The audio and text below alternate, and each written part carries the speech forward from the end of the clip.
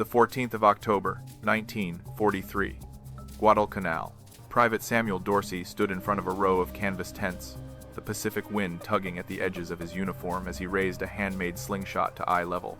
He drew the rubber bands back until they trembled, the wooden fork pressed against his knuckles, his left eye narrowing like he was lining up a shot with a service rifle. From a distance, it looked disciplined. Up close, it looked absurd. Behind him, 3 soldiers halted their gear cleaning. One burst into laughter.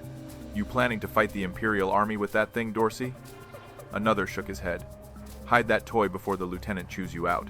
But Dorsey didn't lower the slingshot.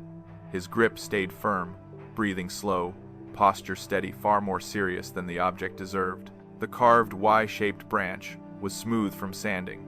The rubber tubing was salvaged from a busted medical kit.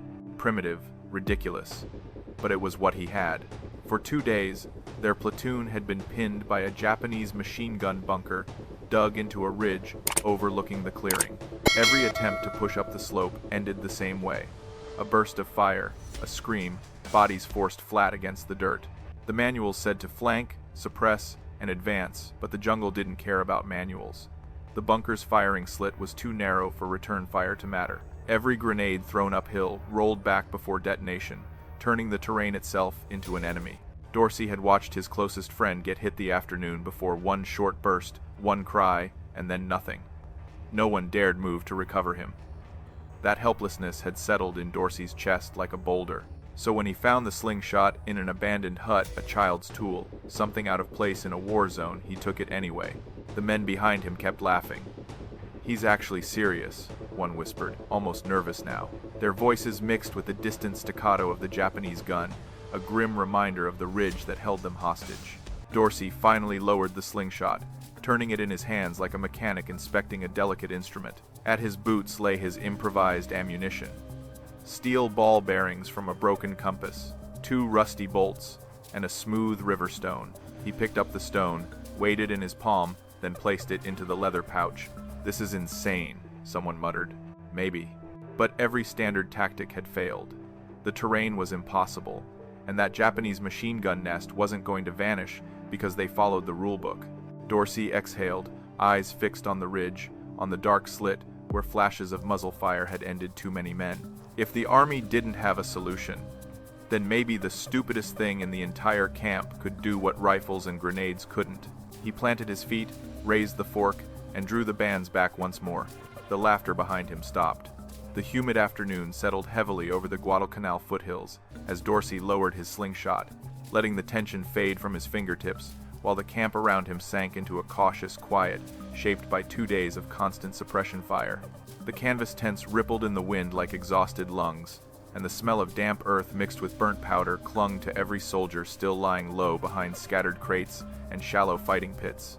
Far up the slope, hidden between overlapping ferns and a thick web of roots, the Japanese machine gun bunker watched the clearing with a patience that felt almost predatory, firing short, disciplined bursts whenever anyone dared to shift positions. The ridge that held the bunker overlooked the entire camp, granting the Japanese gunners a perfect angle that allowed them to trap the platoon in a natural bowl of soft mud, angled terrain, and treacherous vegetation. Each burst forced the Americans deeper into the dirt, creating an oppressive rhythm that reminded everyone how easily one careless movement could be the last. The bunker itself was small, barely visible unless someone stared long enough to catch the faint shimmer of sunlight bouncing off the steel edge of the firing slit, yet it felt like a fortress capable of deciding the platoon's fate, with nothing more than a squeeze of a trigger. For the men assigned to hold that clearing, the past 48 hours had blurred into a miserable cycle of fear, exhaustion, and half-whispered arguments about how long their ammunition and nerves would last. Several attempts to reposition the light machine gun had failed, because the moment the weapon's barrel peaked above the grass, the Japanese gunners answered with unnerving precision that left the crew scrambling for cover.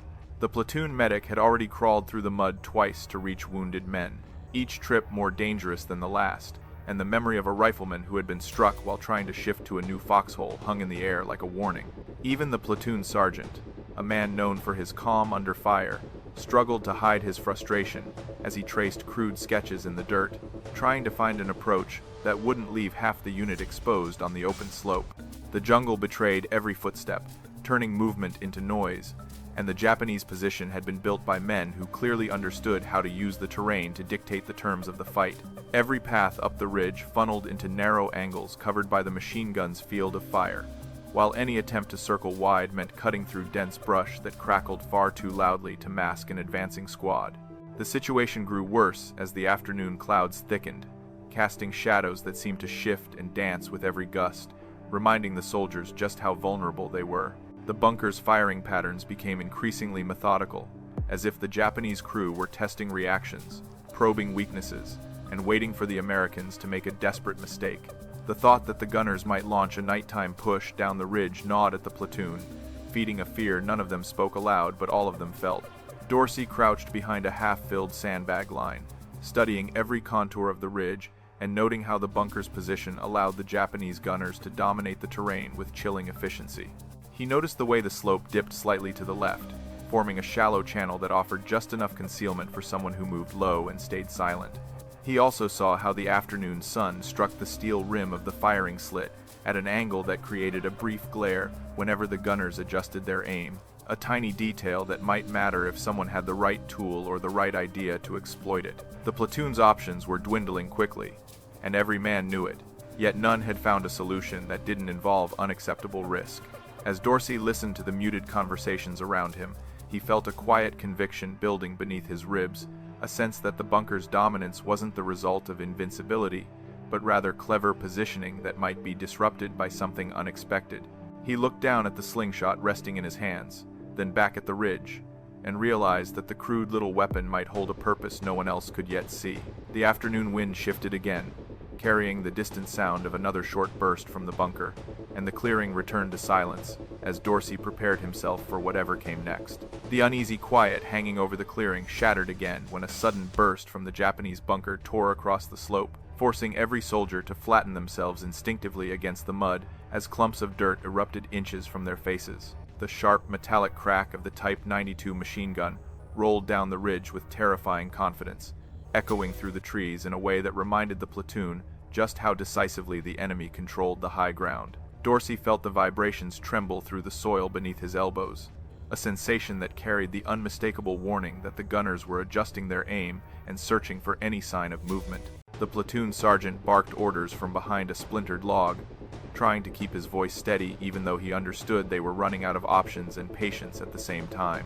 His commands were clipped and urgent, directing men to shift positions, check ammunition, and keep their heads down until someone found a way to break the stalemate.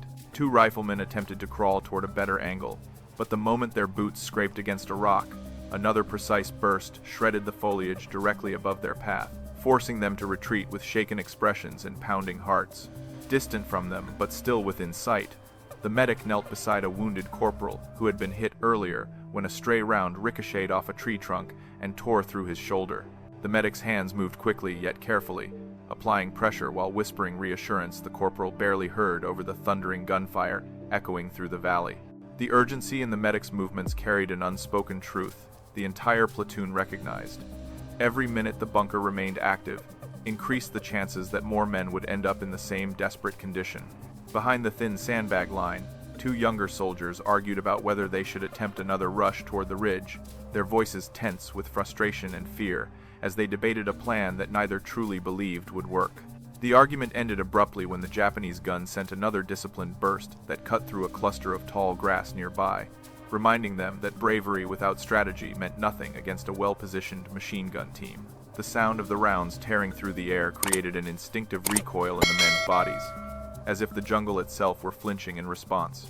Dorsey watched all of this unfold while keeping his eyes on the ridge, observing how the enemy's bursts seemed almost synchronized with the platoon's movements, suggesting that the gunners were not only skilled but also intimately familiar with every angle the Americans might attempt to exploit.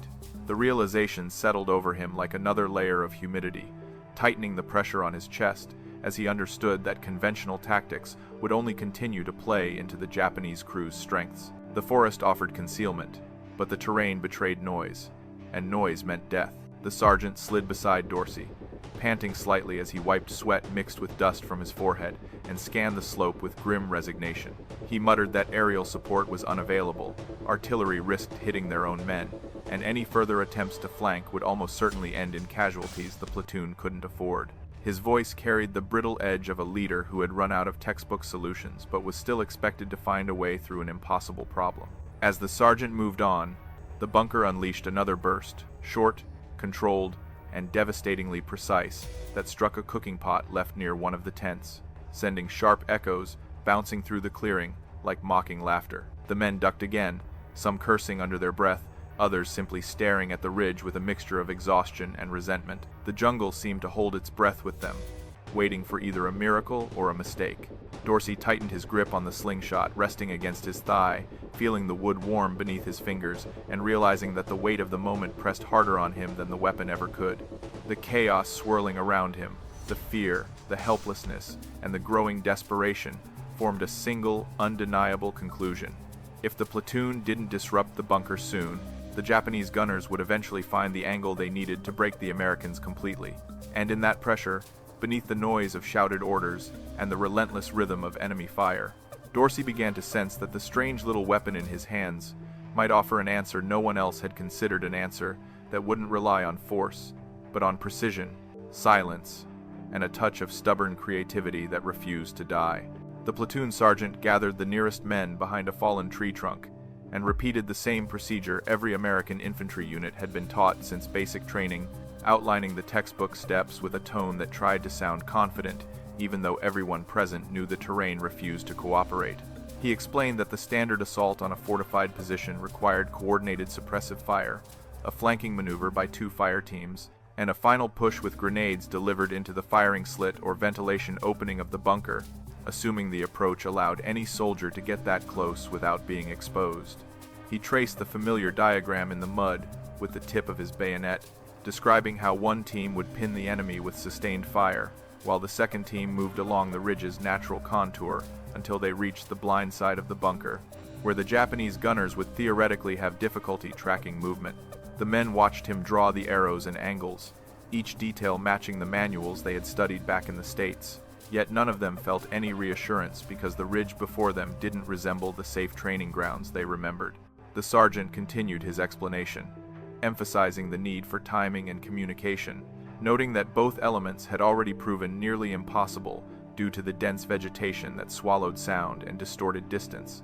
He reminded them that an assault on a well-built bunker required courage and precision.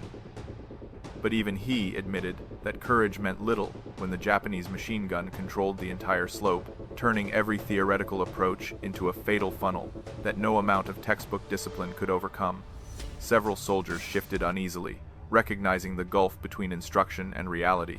He described the preparatory steps necessary for the assault: checking grenade fuses, distributing ammunition evenly, assigning a point man, and ensuring that every member understood the order of movement. These procedures had been drilled into them repeatedly during training, yet the sergeant's voice wavered slightly as he acknowledged that none of these preparations mattered if the first few yards of the advance guaranteed immediate exposure to enemy fire. The standard operating procedure assumed a landscape that granted at least partial concealment, not a ridge that funneled attackers directly into the gun's line of sight. Dorsey listened carefully, absorbing every detail, even though he knew the sergeant's plan mirrored exactly the instructions printed in the manual, tucked somewhere in his pack. The logic behind the steps made perfect sense in theory, relying on fire and maneuver, controlled aggression, and synchronized movements that allowed small units to overwhelm fortified positions through teamwork and momentum. Yet as Dorsey studied the terrain once more, he saw that the real environment violated every assumption embedded within the doctrine, creating a situation where the Japanese bunker neutralized every advantage the Americans were supposed to have. The sergeant mentioned that some units used smoke grenades to mask their advance, but the jungle canopy prevented the smoke from rising properly, causing it to cling low to the ground in uneven patches that offered unreliable concealment. Furthermore, the slope's incline caused the smoke to drift unpredictably, sometimes clearing abruptly and leaving the assaulting soldiers exposed at the worst possible moment. No one needed to be reminded of the last attempt, when the smoke failed to obscure the advance and forced the team to retreat under withering fire. He also noted that rifle grenades might have provided a solution if the angle weren't so steep and the bunker weren't so deeply dug into the hillside, since firing uphill risked the projectile either falling short or striking vegetation before it could reach the intended target. The manuals always assumed a clear line of fire, not a labyrinth of roots, branches, and thick ferns determined to disrupt every trajectory. Several riflemen exchanged frustrated glances, understanding that the rules they had memorized back home offered no viable path through the mess before them. As the sergeant finished reviewing the final step, closing the distance and tossing grenades directly into the aperture, everyone knew that part of the plan was essentially impossible, because the last soldier who attempted it never made it beyond the first exposed patch of dirt. The weight of that memory hung over them, forming a silent argument that no one dared voice aloud. The doctrine was flawless on paper, but utterly powerless against the ridge's geometry and the Japanese crew's unshakable discipline. Dorsey felt the tension building again, not from fear, but from the unmistakable realization that the platoon was trapped between rigid instruction and unforgiving terrain, with no conventional tactic capable of overcoming the mismatch. The sergeant's words faded into the background as Dorsey looked down at the slingshot resting in his lap, understanding with growing clarity that the solution to their predicament would never come from the manual they had been trained to trust. It would have to come from something else, something smaller, stranger, and far less respectable than any tactic the Army had ever taught. The sergeant's briefing dissolved into a heavy silence that settled over the platoon like an unwelcome fog, reminding every man present that the problem they faced wasn't one of courage, but of geometry and circumstance. Two forces far more unforgiving than anything described in the manuals. As Dorsey studied the slope again, he noticed how the hillside formed a natural amphitheater that funneled sound upward while exposing any movement along its surface, effectively granting the Japanese gunners complete control over visibility and timing. Even the smallest shift of a boot or the slightest rustle of a sleeve carried upward through the undergrowth, announcing their intentions long before they reached any viable position. The bunker had been constructed with a precision that suggested the Japanese engineers understood exactly how to transform the jungle into an ally rather than a hindrance, using interlocking roots, compacted soil, and carefully placed logs to reinforce the structure against both explosive force and incoming small arms fire.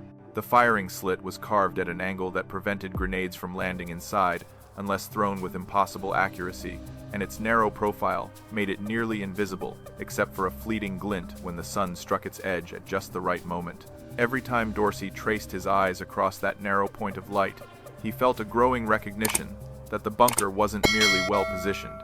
It was purpose-built to neutralize every tactic the Americans had been trained to use. Attempts to move through the vegetation had revealed another obstacle hidden within the landscape, one the manuals never addressed.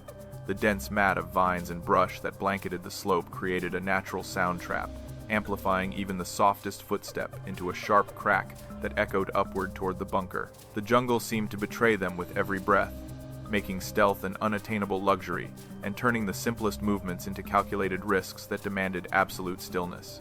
The terrain offered cover to the eye but none to the ear, creating a cruel imbalance the Japanese crew exploited with disciplined bursts timed to catch anyone attempting to reposition.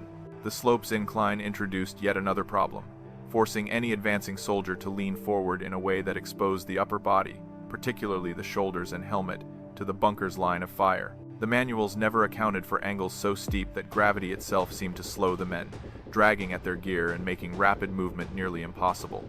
The ridge transformed each attempt at maneuvering into a sluggish crawl that provided the Japanese gunner ample opportunity to adjust his aim, ensuring that every approach ended in a burst of dirt and splintered vegetation that sent the soldiers scrambling backward.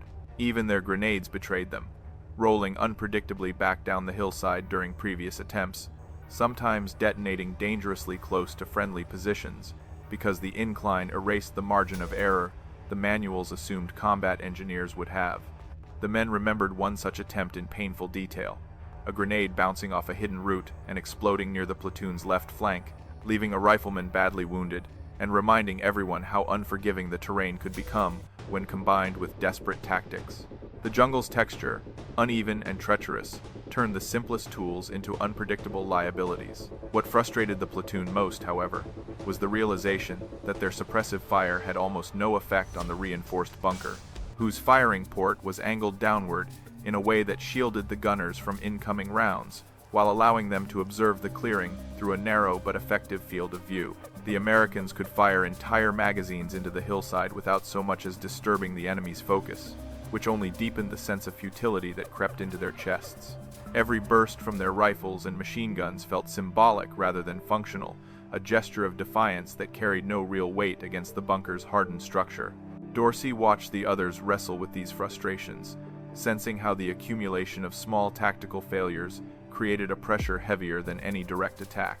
The gap between their training and the reality before them had become a fault line running through the platoon, cracking morale and eroding the certainty they once carried with them into every engagement.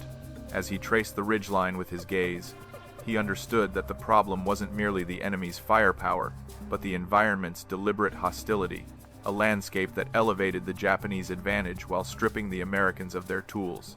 It was in that recognition, forged through observation rather than doctrine, that Dorsey finally accepted something the manuals never dared to suggest. The path forward would not be found in established tactics or heroic charges, but in an idea so unorthodox and unconventional that no training program would ever teach it. And as he tightened his grip around the simple wooden fork resting in his hand, he understood that the absurdity of his slingshot might be the very thing that allowed him to exploit the terrain's hidden vulnerabilities rather than succumb to them. As the platoon continued murmuring about the impossibility of the terrain and the futility of the textbook solutions, Dorsey sat quietly near the sandbag line, letting his fingers trace the familiar shape of the slingshot resting lightly in his palm, the smooth wood warming against his skin in a way that made the idea forming in his mind seem less foolish than it sounded. The laughter that had erupted earlier still lingered in scattered echoes around the camp, carried by the uneasy mix of frustration and gallows humor that soldiers often use to hide their fear when options ran thin. Yet now, as the wind shifted and brought another metallic burst from the bunker, something inside Dorsey hardened with a sense of clarity that felt strangely calm. He remembered spotting the slingshot 2 days earlier inside the small hut abandoned by a local family fleeing the escalating conflict, a simple tool lying beside scattered fishing gear and a worn-out cooking pot. At the time, he had picked it up absent-mindedly, twirling it between his fingers before slipping it into his pack without any genuine thought of its usefulness.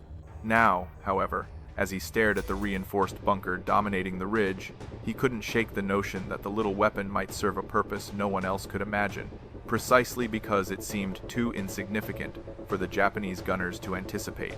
Behind him, Corporal Jensen noticed the slingshot and let out a loud snort of disbelief, shaking his head with an exaggerated grin meant to entertain the exhausted men nearby. "You really planning to bring that toy into a real fight, Dorsey?" he asked, his voice half mocking and half incredulous as he nudged another rifleman to draw his attention.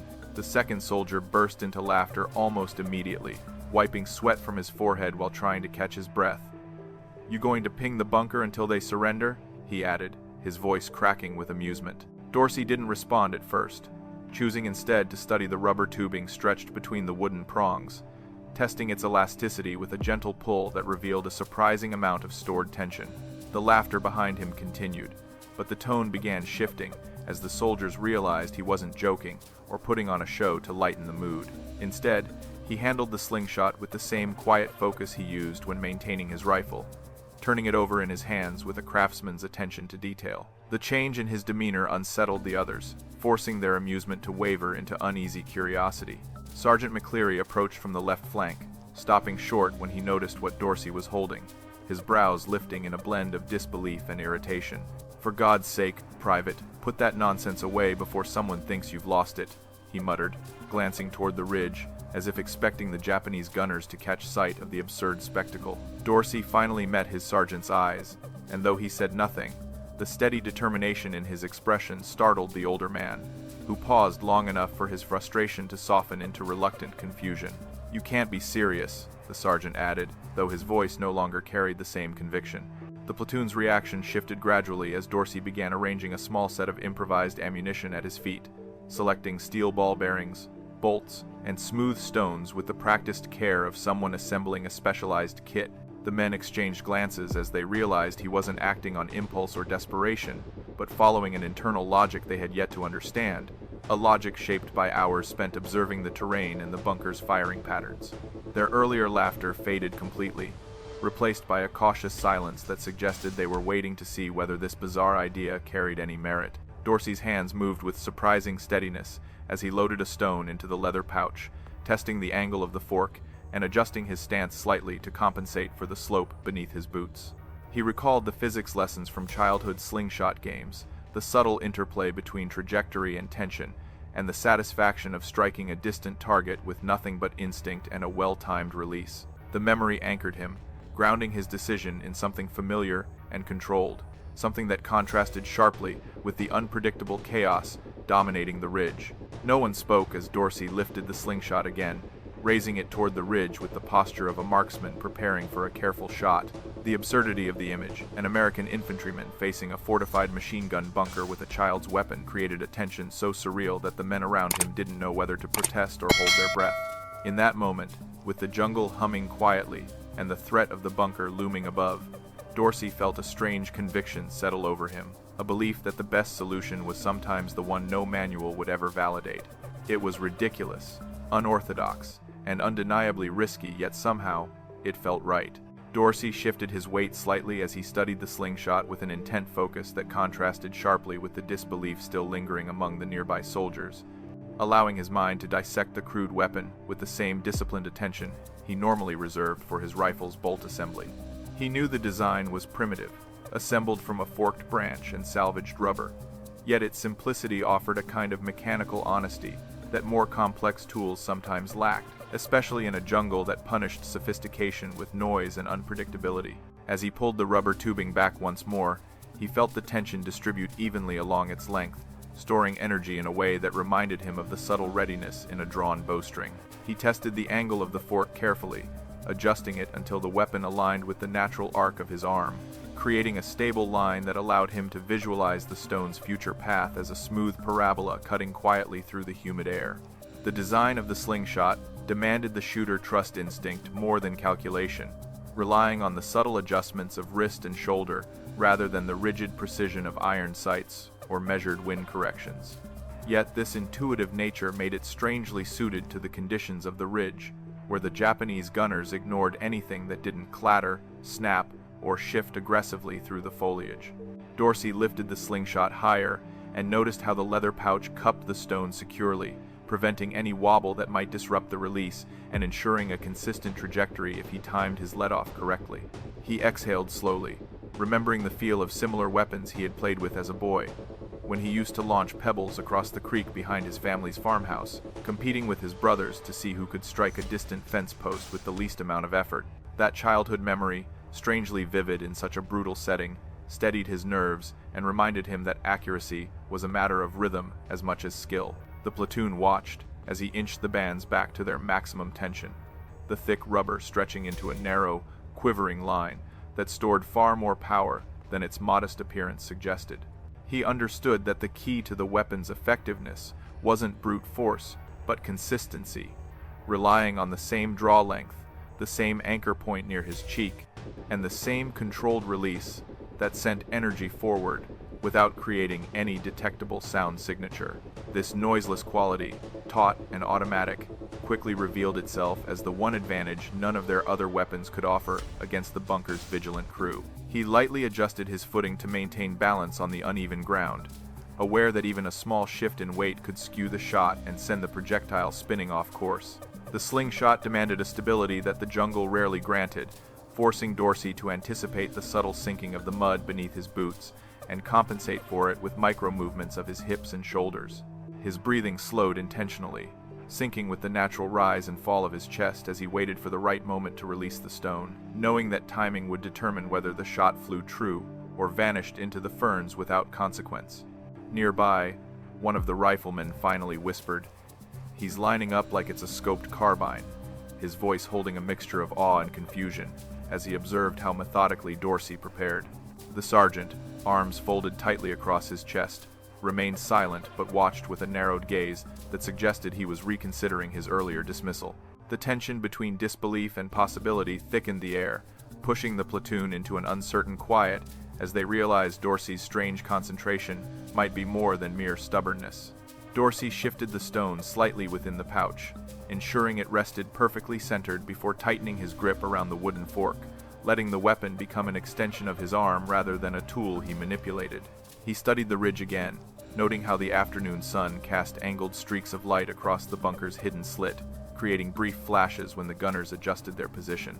Those flashes became markers in his mind, fleeting, subtle, and invaluable, revealing the rhythm of the enemy's movement, and suggesting a tiny opening he might exploit if his timing matched the natural pauses between their bursts. Every element of the improvised weapon, the stretch of the tubing, the alignment of the fork, the arc of the projectile, and the absolute silence of its release formed a solution that suddenly felt more logical than absurd. The slingshot required no mechanical noise, no metallic slide, no telltale clatter that could betray its presence to the bunker's watchful defenders. Its simplicity became its camouflage, allowing Dorsey to operate beneath the enemy's sensory threshold in a way rifles, grenades, and machine guns never could. For the first time since arriving in the clearing, he felt the environment working with him rather than against him, the jungle's stillness offering a quiet stage for a shot the Japanese gunners would never expect or hear. And as he steadied his breath for what he knew would be the first test of his strange, stubborn idea, he sensed that the ridiculous little weapon in his hands might finally reveal the hidden cracks in the bunker's invincible facade. Dorsey held his breath as he eased the slingshot back to full draw, letting the tension settle into his shoulders while the stone rested perfectly against the leather pouch, waiting for its silent release into the humid air that clung heavily between the trees. The platoon behind him had grown so quiet that he could hear the distant buzz of insects weaving through the leaves, a strange contrast to the lingering echoes of gunfire that still haunted the clearing. He felt their eyes on him, not with the mocking amusement of earlier, but with a growing curiosity that bordered on anxious hope, as if they sensed this moment would finally test the absurd idea he had committed himself to. He studied the ridge with a hunter's patience, watching for the brief glint that marked the movement of the Japanese gunner inside the bunker, knowing that the afternoon sun created a fleeting rhythm of light he could use as a natural sighting point. When the next faint shimmer appeared near the firing slit, he tightened his grip and allowed the world to narrow into a single imaginary line, stretching from his fingertips to the bunker's concealed aperture. The jungle seemed to pause with him, every sound dimming into the background as the weight of the stone tugged gently against the stretched tubing. With a smooth, practiced motion, he released the pouch, sending the stone forward in complete silence, its departure marked only by the faint whisper of rubber snapping back into its resting position. The projectile arced upward through the air, barely visible as it slipped between two overlapping leaves, traveling with a deceptive softness that belied the precision buried within its path. For a heartbeat, nothing happened, and several soldiers exchanged uncertain glances, wondering whether the stone had sailed harmlessly into the undergrowth or struck the hillside without consequence. Then a sharp metallic ping echoed faintly from the ridge, followed by an abrupt shift inside the bunker that broke the mechanical cadence of the Japanese machine gun. The sound was subtle, almost delicate, yet unmistakably foreign to the usual clatter of the weapon, causing the platoon to stiffen in collective surprise. One of the riflemen leaned forward instinctively, eyes widened as he whispered, "Did that actually hit something?" His voice carried an incredulous tremor that spread quickly through the others, each man silently wrestling with the idea that a stone could produce such a precise result. A second later, the bunker emitted a muffled clatter, as if something had shifted unexpectedly within the narrow interior, prompting the gunner to shuffle or adjust his position. The gunner seemed confused, perhaps believing debris had fallen from the overhead roots, or that a stray insect had struck the metal casing, but their uncertainty was enough to create a small pause in their firing rhythm. For the Americans below, even a momentary disruption felt like a miracle, a tiny fracture in the bunker's impenetrable aura that suggested the Japanese weren't as invulnerable as they had seemed. The men nearest to Dorsey turned toward him slowly, their expressions balanced between disbelief and dawning recognition, suddenly aware that the first shot wasn't a fluke of luck, but a calculated test meant to challenge the bunker's stability rather than destroy it outright.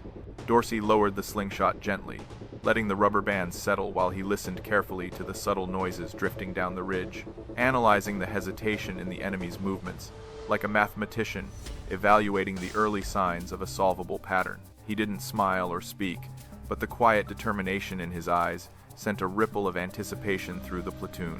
Sergeant McLeary crouched beside him, trying to mask his astonishment with stern practicality, yet failing to hide the flicker of intrigue that betrayed his shifting mindset. He studied the ridge for several long seconds, then glanced at Dorsey with a mixture of bewilderment and guarded optimism that hadn't existed moments earlier. "Whatever you just hit," he muttered, "it made them twitch." His tone carried no sarcasm now, only an honest assessment of something unexpected beginning to unfold. Dorsey nodded slightly, his gaze drifting back to the slingshot as he retrieved another piece of improvised ammunition from the small pile at his feet, selecting a steel ball bearing this time for its weight and aerodynamic consistency. The jungle's oppressive humidity still pressed against his skin, yet the atmosphere in the clearing felt lighter now, as though the stone's small metallic impact had carved an opening of possibility in a situation previously defined only by dead ends and suffocating dread. The men around him leaned closer, not daring to speak, but silently urging him to try again. For the first time since the siege began, the bunker's dominance had cracked not with an explosion, not with suppressive fire, but with the quiet precision of an improbable idea, taking the first confident step toward becoming a solution. Dorsey steadied his breathing as he positioned the steel ball bearing in the leather pouch, knowing the next shot required more than simple accuracy, because the first impact had alerted the Japanese crew without revealing his true position, granting him a fleeting advantage that would disappear if he hesitated now. The clearing had fallen almost unnaturally quiet, as though every man present understood the significance of the moment and instinctively refrained from breaking the fragile tension building around the slingshot's drawn bands. Dorsey eased the tubing back again, feeling the smooth resistance gather through his fingertips, while his gaze narrowed on the faint shadow shifting behind the bunker's firing slit. He waited for another small glint of reflected sunlight, using it as a guide the same way a rifleman used a sight alignment, but relying entirely on instinct and repetition rather than iron bars or calibrated optics. When the light flickered again, he released the pouch cleanly, sending the ball bearing forward with a controlled arc that sliced silently through the humid air and vanished into the vegetation before anyone could track it. A fraction of a second later, a sharper metallic crack echoed from the bunker, louder than the first impact, prompting a startled shuffle inside that suggested the enemy gunner had jerked backward or struck a piece of equipment in reflexive confusion. The platoon reacted almost simultaneously, leaning forward with widened eyes as the Japanese gun hesitated for the second time, its rhythm disrupted by a disturbance the gunners clearly didn't understand. One of the younger soldiers whispered that the shot sounded like it had struck something important, though he couldn't say what, and his uncertainty carried a mixture of awe and disbelief that reverberated subtly through the men around him. Dorsey didn't celebrate or acknowledge their reactions.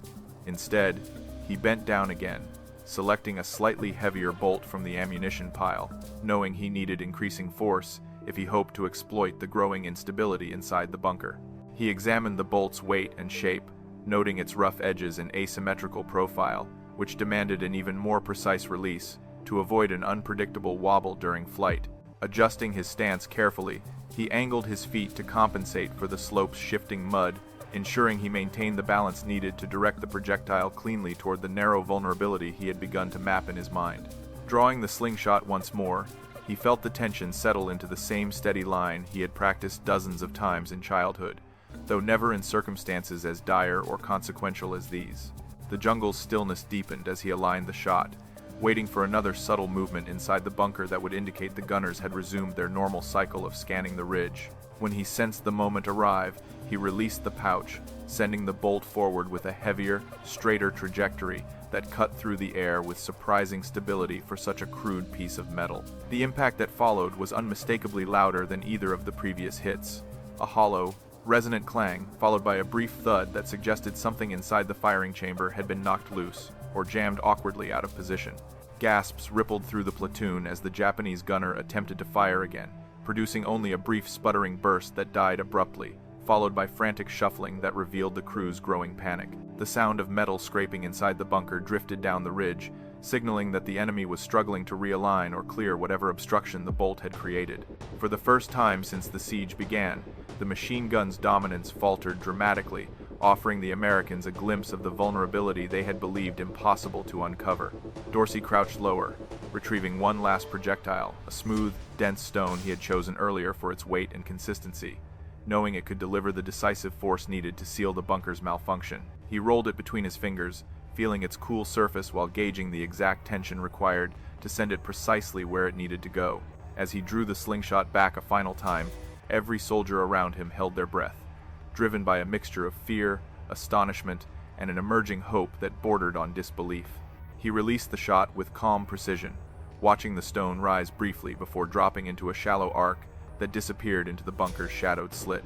The impact was followed by an abrupt, choking clatter as the machine gun attempted another burst, only to jam completely with a harsh grinding noise that echoed across the clearing like the cracking of an iron spine. The silence that followed was unlike anything the platoon had heard in days, heavy, electrifying, and unmistakably victorious, as the Japanese gun fell mute under the weight of Dorsey's improbable assault. The men stared at the ridge in stunned amazement, realizing that the slingshot, mocked only minutes earlier, had just broken the bunker's terrifying rhythm and opened the door to an opportunity they had believed unreachable.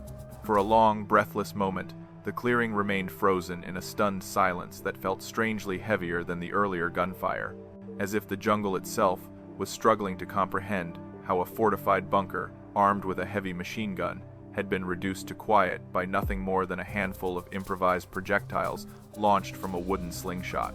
The Americans stared up at the ridge in disbelief, their expressions wavering between awe and confusion, unable to reconcile the absurd simplicity of Dorsey's tactic with the profound impact it had produced on the battlefield. Even the wind seemed hesitant to move, letting the silence linger like a fragile thread that might snap if disturbed too abruptly. Then, as if sensing an opportunity buried beneath that stillness, Sergeant McLeary emerged from behind the sandbag line with a controlled urgency, raising his hand to signal the platoon into immediate readiness. He studied the ridge for several seconds, confirming that no further muzzle flashes flickered within the bunker's narrow slit, and slowly nodded to himself as the weight of the moment settled into a clear tactical advantage. His voice, when it finally broke the silence, carried a tone of measured determination rather than excitement, instructing the men to form up and prepare to advance for the first time since the siege began. The riflemen tightened their grips on their weapons, exchanging glances filled with a cautious optimism that contrasted sharply with the despair that had hovered over them only minutes earlier. They moved with a renewed sense of purpose, keeping low as they approached the base of the ridge, mindful that the bunker's silence could conceal a desperate final attempt by the Japanese gunners to regain control. Every step forward felt heavier than expected, weighted by the adrenaline coursing through their bodies and the lingering disbelief that their path had been opened by a weapon so unorthodox that none of them could have imagined relying on it hours earlier. As the platoon advanced, the ridge loomed larger, its jagged contours and dense vegetation forming a natural staircase carved by the relentless winds and rains that shaped the island's landscape. The men climbed carefully, using exposed roots and compacted soil to guide their ascent while keeping their weapons trained on the bunker's shadowed aperture. The jungle around them grew increasingly still, offering no hints of movement or resistance, a stark contrast to the violent burst that had dominated their every thought since arriving in the clearing. Halfway up the slope, a faint metallic rattle drifted from the bunker, causing the platoon to freeze instinctively and press themselves against the earth in anticipation of a counterattack. The sound came again, a weak, frustrated scraping that resembled a weapon being cleared by a panicked gunner, but it faded quickly into silence, confirming that whatever damage Dorsey's shots had inflicted had left the machine gun effectively useless. The men exchanged tense nods before resuming their ascent, now driven by a unified momentum born from equal parts relief and determination. Upon reaching the final stretch, Sergeant McLeary signaled for the grenadier to move forward, but as the soldier prepared to pull the pin, the sergeant noticed the absence of any additional sounds within the bunker and raised his hand to halt the action. He motioned for two riflemen to approach from opposite angles, giving them time to position themselves near the structure's entrance before cautiously calling out for any movement inside. No response came, not even a shuffle, a cough, or the faintest breath, which prompted the sergeant to order the breach with increased confidence. The two riflemen swung into the entrance simultaneously, weapons raised and ready, only to find the Japanese crew slumped in cramped positions around the jammed machine gun, their attempts to clear the obstruction interrupted by the incoming projectiles that had struck the weapon's internal components. The weapon's feed mechanism hung awkwardly open, displaying a twisted belt of ammunition that had been forced sideways by the final stone's impact, locking the gun in an irreparable position. The claustrophobic interior, usually filled with the rhythmic pulse of gunfire, now held only the echo of their frantic but futile struggle. Word of the bunker's condition spread quickly down the ridge, reaching the men waiting near the base and sparking a wave of disbelief that rolled through the platoon like a shock of cold water. Some soldiers shook their heads in stunned amazement, while others let out nervous laughs, still trying to comprehend how the impossible had unfolded so decisively. Dorsey, who had remained quietly at the rear during the ascent, now approached the entrance with a conflicted mix of humility and lingering adrenaline, staring at the jammed machine gun with a look that suggested even he had not fully expected the outcome. As the platoon secured the bunker and established a defensive perimeter, Sergeant McLeary paused beside Dorsey, giving him a long, measured look before placing a hand on his shoulder, with a firmness that carried more gratitude than words could express. "Whatever you did," he said quietly, "it gave us the opening we needed." His voice, stripped of its earlier skepticism, carried the weight of a man who understood how close they had come to disaster. And in that acknowledgement, the platoon finally